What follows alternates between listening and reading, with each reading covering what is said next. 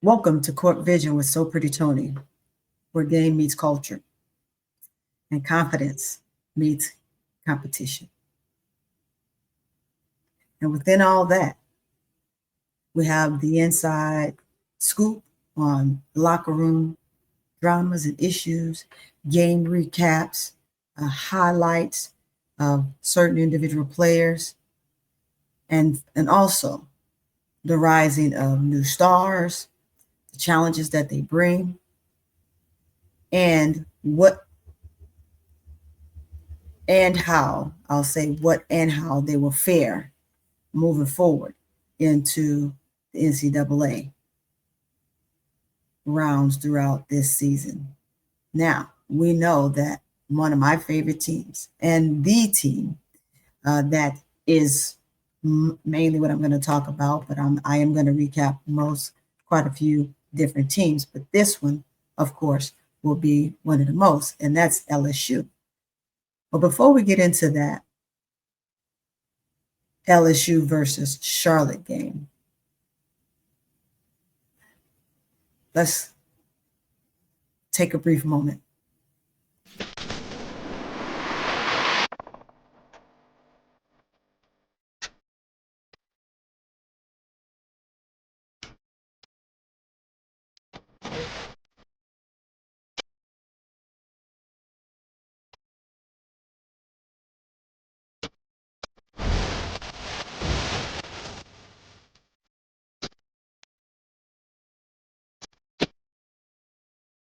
Okay, here we are. Now we're back. LSU versus Charlotte. We all saw the game. We all know what the game looked like. But let's give my take and breakdown on what I think or that I saw and the recap of the actual game. Right? We're going to break it down a little bit by quarters and certain players, and we're certainly going to talk mostly about LSU. LSU went on a phenomenal run against the Charlotte. I know people like to say that they're a less caliber team, and therefore that LSU should have done what they've done. No, LSU should play just the way they played based on no matter who they're playing, whether it's a top ranked opponent or an opponent that's less thereof that is trying to make their way and get better within the rounds of their season as well. We can never knock one team over the other. However, you have some teams that are more dominating than the others, and LSU just happen to be one of those teams that's absolutely dominating right now in the beginning of the season, being ranked where they are. And at the rankings, as they continue, of course, to win, their rankings will change, and we will absolutely hope for the better to be in that, stay in that top 5 number. I believe LSU right now is ranked number 5. They've played another game since this one right here, but I'm going to come back and do another video on that game. But the recap of this game, where LSU was extremely dominating in this game from start to finish. And there were some dramas within this game that I want to bring forward to you real quick before we can get into the main recap of this game and the breakdown of exactly how some key marquee players played. Let's get to it.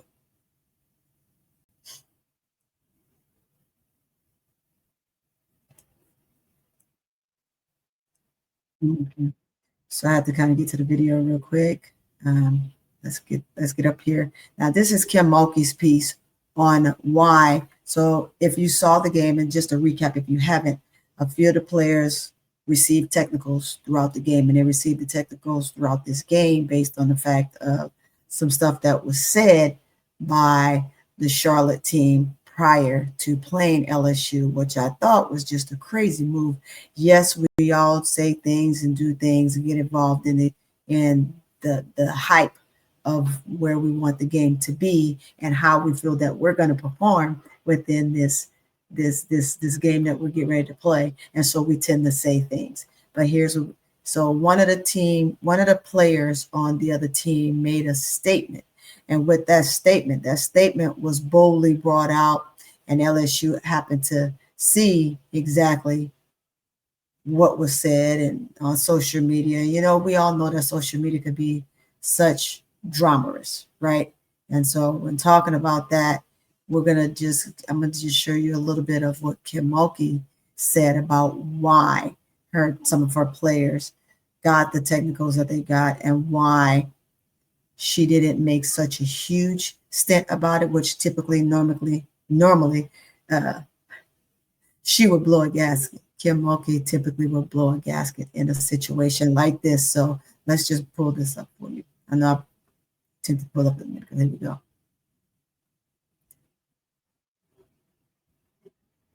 Here we go. Here we go. Here we go. Where'd it go? There we go. Let me say this. We had too many technicals, but I want to give you a little background, okay? They took it real personal with all the stuff that was on social media. And I'll leave it at that. And so they were fired up. With that many technicals, I usually am going to lose it or I'm going to sit you.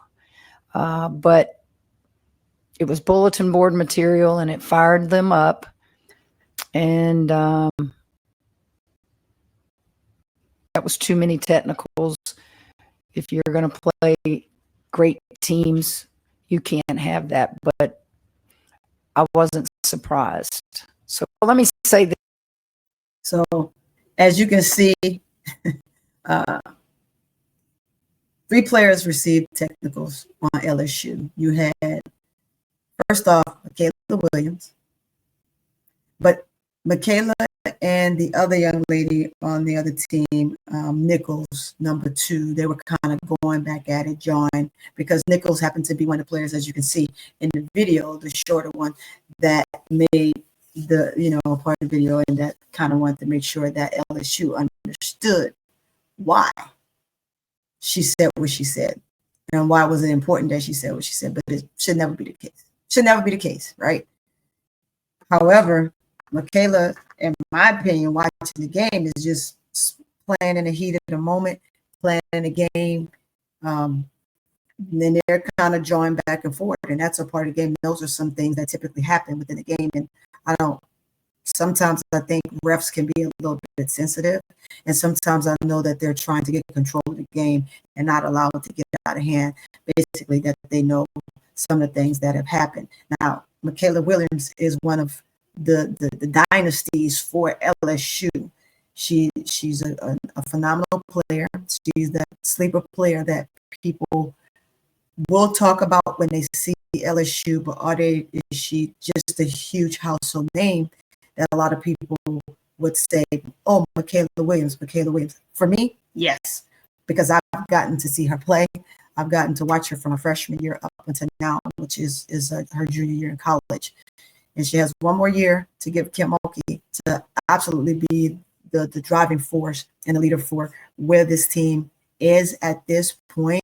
Of course, we know that the team right now is in the hands of Fly-J Johnson, who is your leader. She is your senior. She's your 4-year player who will be going into the W after this season. I'm almost certain. And we will see where she will end up there and how she will fare there. But Michaela Williams has played on the All-Star team. On the USA team, who I believe it was the 3-on-3. Don't quote me on that. I'm gonna have to look it up. It was I don't think maybe was it 3-on-3. I think it was either 3-on-3 or 5-on-5. However, they won, right? And also did Fly-J Johnson playing on the US team as well, and they won as well. So you have 2 USA players who won medals on this LSU team right now. But Michaela Williams, let's get back into her real quick. Michaela Williams is that quiet assassin who don't bother anybody and just simply plays her game. She has one of those games that before you know it, you won't know where she got 20 points from because she's quiet. She just plays the game well. She has one of the smoothest jump shots I've seen. She's light on her feet when she gets up and down the court, and she's very smart. She's reading the court the entire time. She's picking the perfect pockets and the right moments to take the shot. She's a shooter. She can play the one. She has defensive skill sets about her that will be a great attribute for her moving forward in her basketball career. But when we say lace up and lock in, that is Michaela Williams. She will lace up and lock in 24/7. And for her to have to kind of get into kind of a verbal tiff because someone said something, now you know it had to have been one of those, I'm coming out here with driving force because you just said you shut me down. And so you got to play with that chip on your shoulder and walk with that swagger, because if not, then players like that on the opposing team that's coming for you, which every player is going to come for you because right now you're a winning team. So as a winning team, and I don't care if you win, lose, or draw, someone is always supposed to come for you. And that's how you make the game exciting. Not only exciting, but it helps make you better. And also showcase skill sets that you will have to basically have drawn out of you to be such a dominating force within the game and it be loudly spoken by the way that you're playing. Sometimes it's never verbal, it's always physical, but in this particular game, it started off verbally, and LSU they took the call and they answered it, and they were dialed in, and being dialed in sometimes can mean more dangerous moves than anything else, because before you hang that phone up, you're going to get dusted. And that's exactly what happened to the Charlotte team. The score ended up being 117-59, as you can see. The highlight reels, I believe that TikTok or whatever, Instagram post, whatever they posted on, is loud and proud all over the place, although the team had to take it down. The players that posted it had to take it down. But once something is posted, no matter how much you say you deleted, it's always in a cloud, and so someone always have captured it.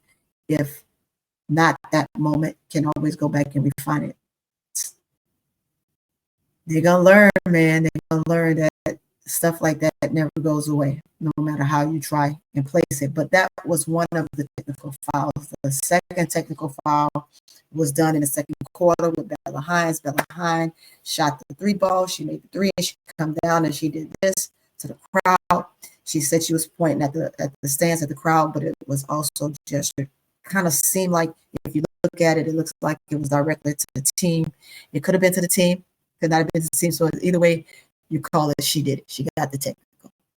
Okay, here we are.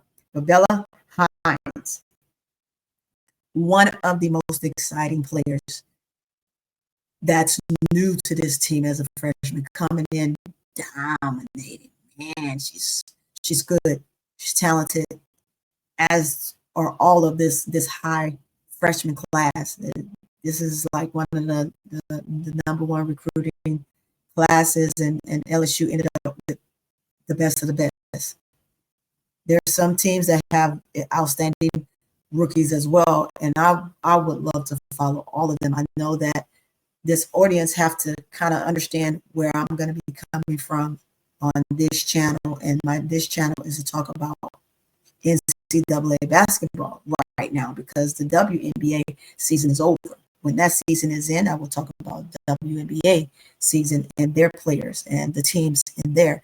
I will do some recaps and on some games that I did not cover or you don't see on this channel, because I haven't done a lot on my channel. I've done a lot on other channels, but here I am on my platform. And I welcome you all. Come on in, hit that subscribe button, hit that notification bell so you're notified every time I drop, so that way I can get you the best of So Pretty Tony on CourtVision. This is where we see the vision of the court, and we come and we explore some of the avenues of what the players have been able to achieve thus far out there. But I gave you a little bit on Michaela Williams and her technical foul and where it came from. It was a join back and forth between her, and I said number 2, but this is number 4. They were joined back and forth. And with that, they were both taken 3-point shots. Michaela's was falling. The other girls early on did not.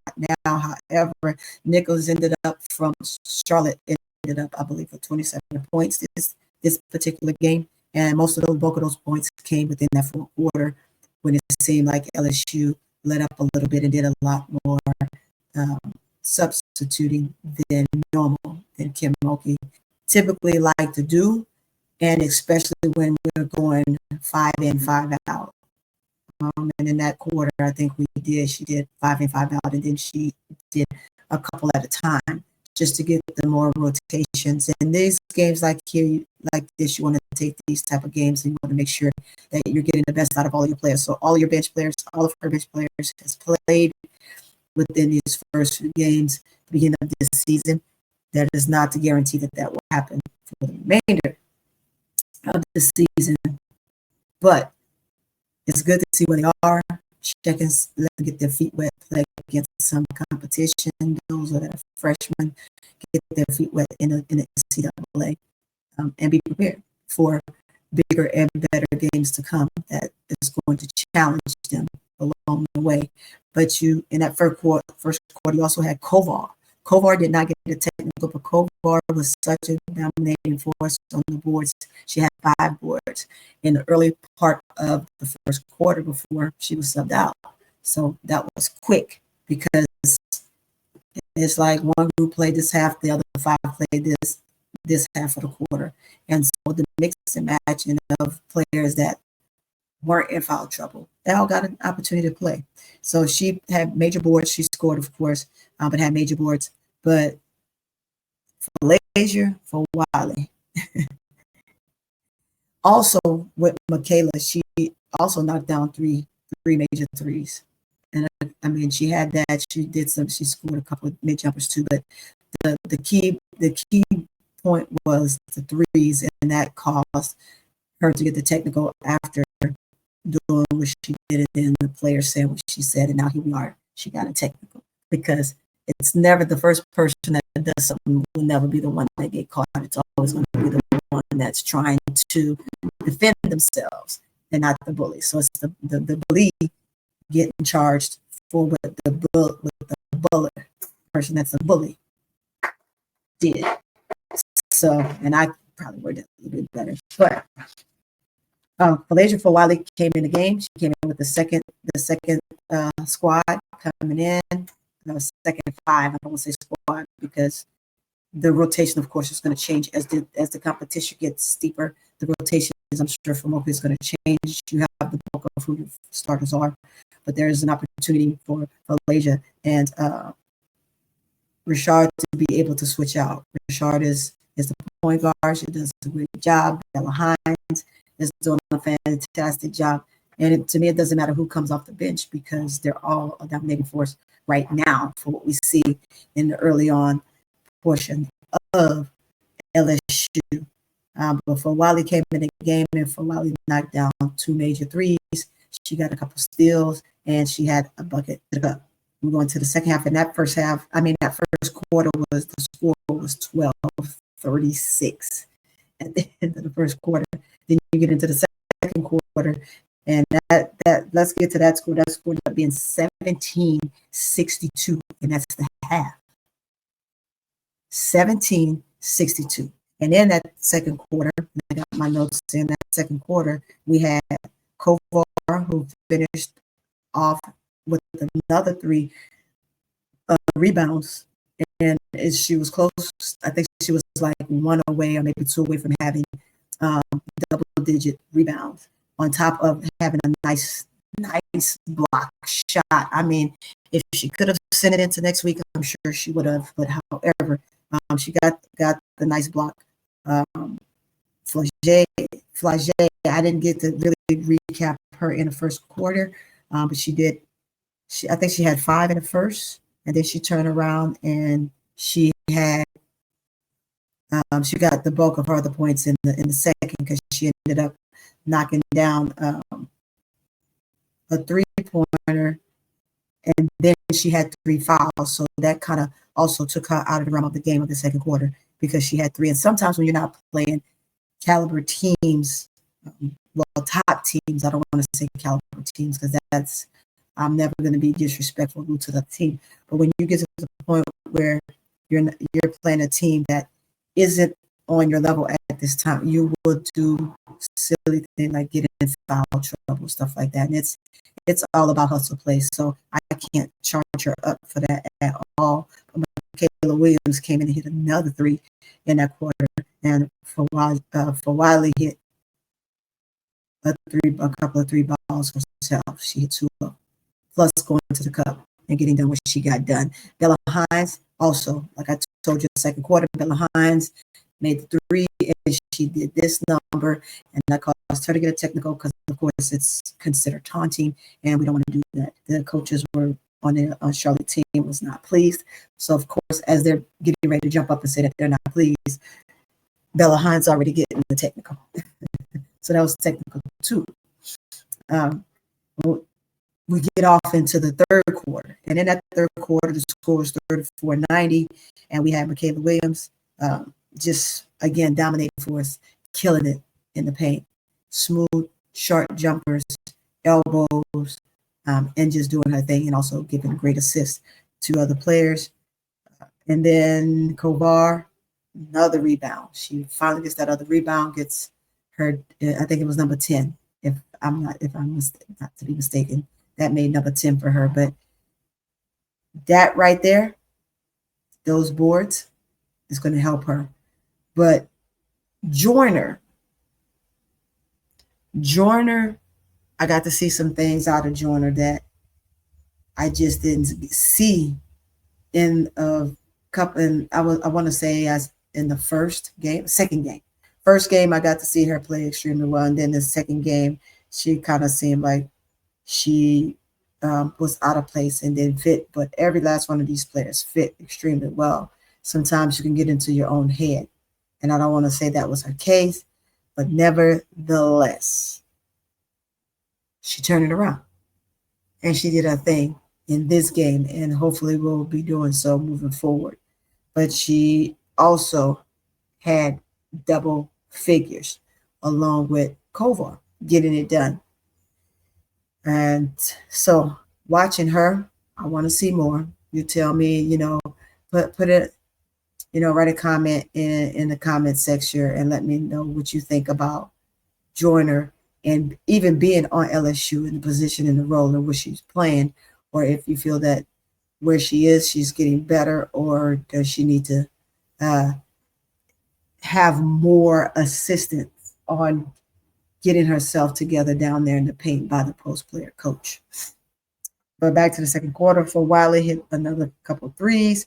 For Wiley was leading all scores at halftime, and also ended up leading the LSU Tigers for the whole entire game out of all the players. She was your leading scorer.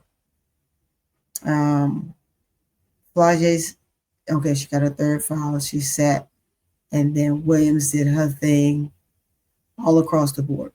We get into the third quarter. Third quarter, you have 34-90, and it becomes a madhouse at this point because now Charlotte has the more time click off the clock,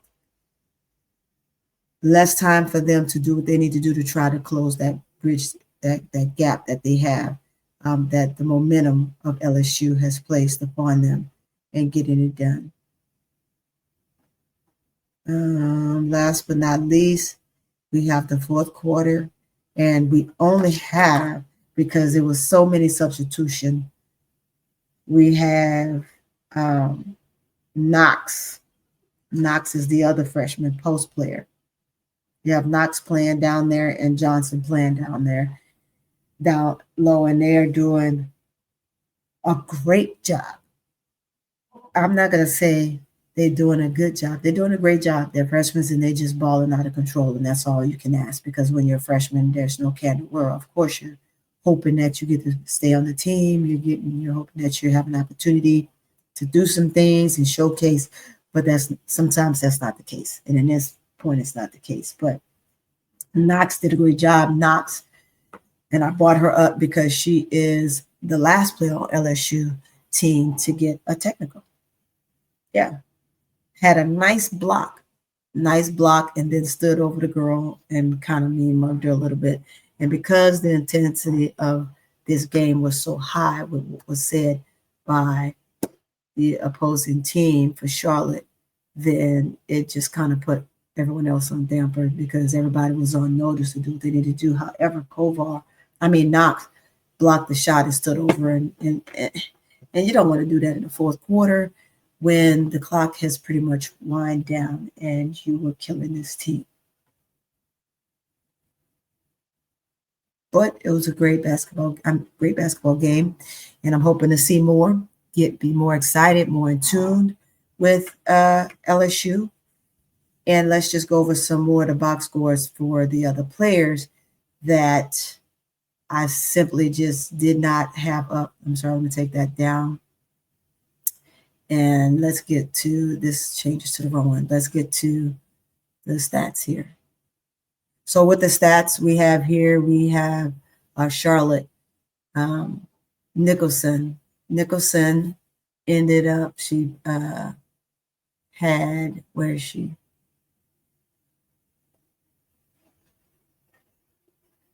Nicholson had, so this is an updated one. Let's see if this, let's see here.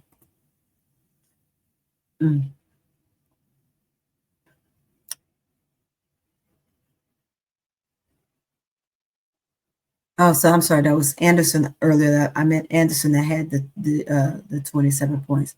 But Nicholson is the other one I believe that was in the video with, along with Anderson. So Nicholson had 8 points, White 4 points, Best 2, Anderson, P. Anderson, because you have A. Anderson and P. Anderson. So P. Anderson had 27 points, and then you're going down and you have Hayes who had 4 points. The team field goal percentage was 28%. Was not good at all. Not good at all.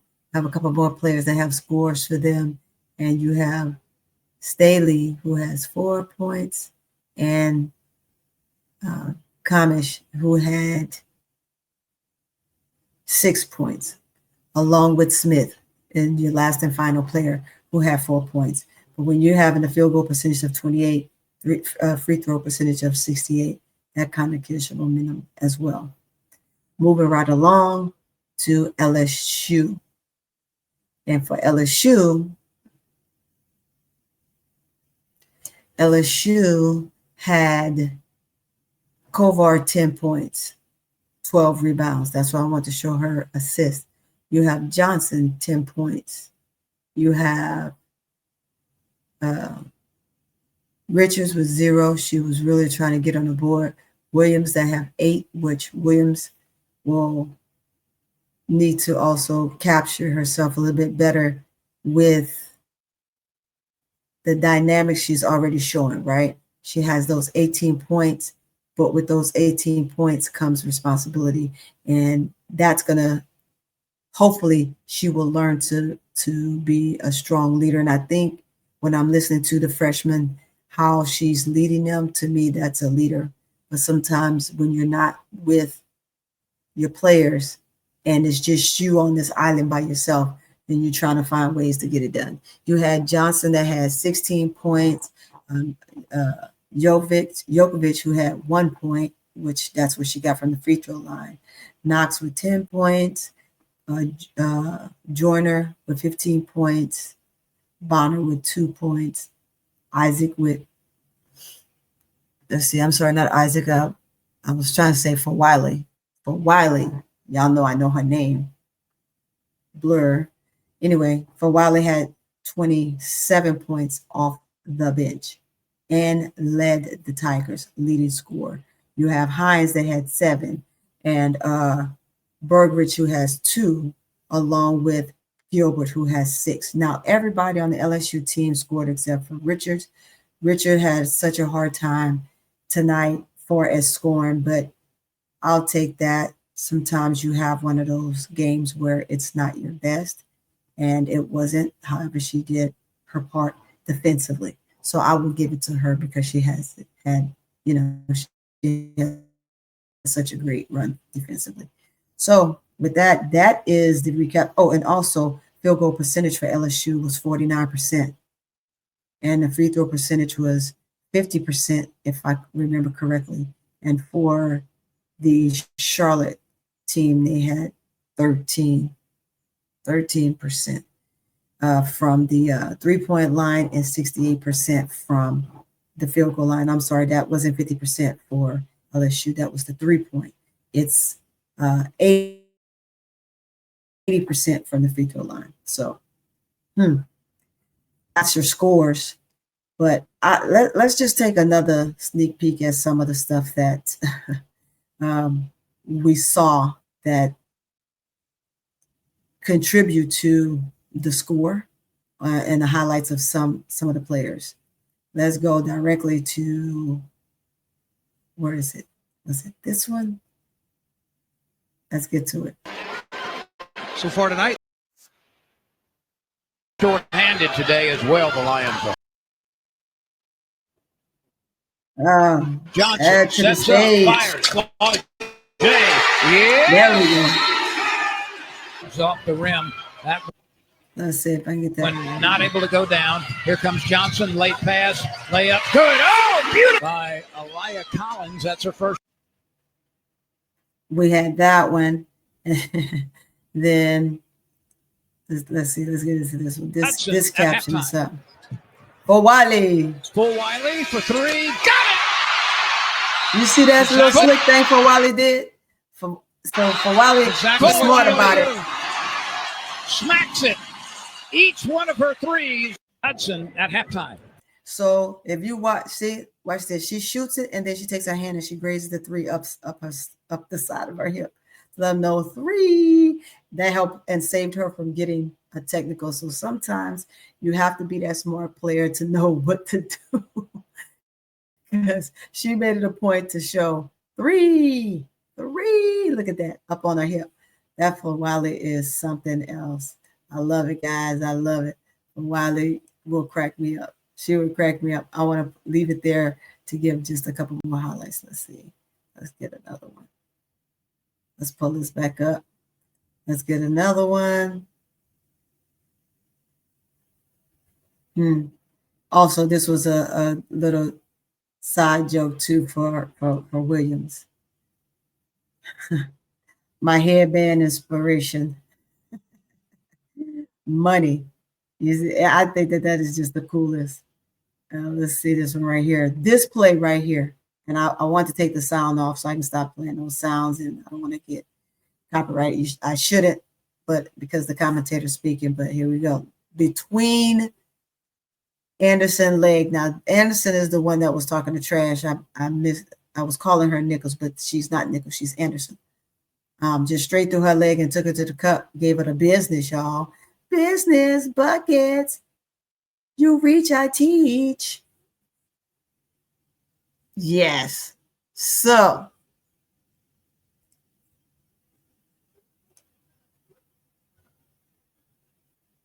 that's what I had. So that's the recap of this game. Go look at the full game so you can really watch just how embarrassing the Charlotte players, and I'm going to use the word plural players. Of course, they all don't seem like they agree with what took place, but how embarrassing it was for them to make that statement and put it out there for the world to see, and then have a piss poor performance like this. Now, mind you, they are playing a really, for them, this is a top-ranked team, and you typically don't want to agitate a team that you're going to play. Not in that manner. It would be different if it was like and it's still friendly, but do we want to do that? Is that wise to do that? And another caption said, win, lose, or draw. They just know that they're going to play a team that's going to give them a challenge. It's not going to be a blowout. Well, I beg to differ that it was. Was it not a blowout, y'all? Because I think it was a blowout. And it's never okay for a team to sit back. Now, this team by far, Charlotte did not stand back and take this beating lightly. It just so happens that they're playing a team that has been in this boat, understands what to do, and the execution of what they're going to do is much greater than some comment that somebody has made along the way. And so with that, I'm going to say this. Since I've now finished that and we're wrapping this up on CourtVision and the breakdown of the LSU Charlotte game and this NCAA breakout team. And I'm curious to see how they're going to fare against some of the most toughest opponents that's coming forward. For me to say, man, this freshman class, this particular team is, man, they're the best out there. Now, mind you, they're showing that that is what they are. They're saying we're her. And when you're saying we're her, ain't nothing else nobody could do to stop, because you have the utmost confidence and belief within yourself, and can't no one change your mind. And I wouldn't allow anyone to change your mind at this point. But that's the end of this episode. That's the end of this recap. And until next time, we want to make sure that we set the standards moving forward for these players and the things that they do, i.e. the technicals. Some technicals just aren't warranted, even when a team is coming after you and talking major trash. So with that, guys, keep your eyes on the court, because there's more to come. I see you in the comment section. I see you looking. Go ahead and hit that like button. Hit the like button. Drop a comment. Let me know what you think about this video. And with that, stay tuned for the next video coming forward and the next show coming forward, because you see me on other platforms and I need to do more on this channel. I know you see me in the comments say, put up another one, put up another one, put up another one. That's what I want to hear. Put up another one. That's going to be good for me. But let's keep it going, y'all. Let's keep it going. I'm going to keep it sharp here on CourtVision with So Pretty Tony, and I will catch you on the next rebound.